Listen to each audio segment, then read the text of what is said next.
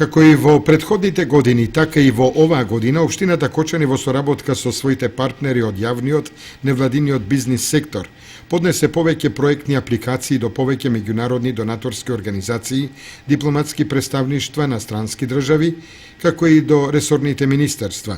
Заклучно со месец септември, општина Кочани има аплицирано 35 проекти од најразлични области со вкупна вредност од околу 3.100.000 евра. Посебно се интересни проектите кои се однесуваат на развојот на планинскиот регион на Осоговијата и на населените места во него, во насока на унапредување и развој на туризмот.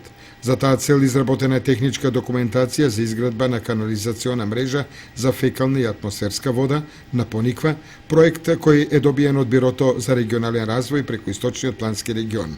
Овој проект е во тек на реализација. И проектот за асфалтирање на локалниот пат село Полаки из летничко место Пониква, прв дел во должина од 1100 метри, е веќе одобрен на општината Кочани во вредност од 9 милиони евра преку Агенцијата за финансиска подршка во земјоделството и руралниот развој.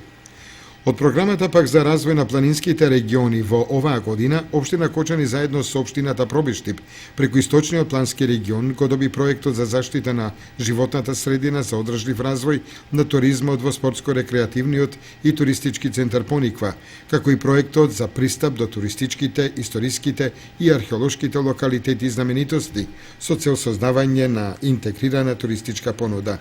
Во овој проект, општина Кочани аплицираше за туристичката понуда на локалитетот Добра вода кај село Ризари.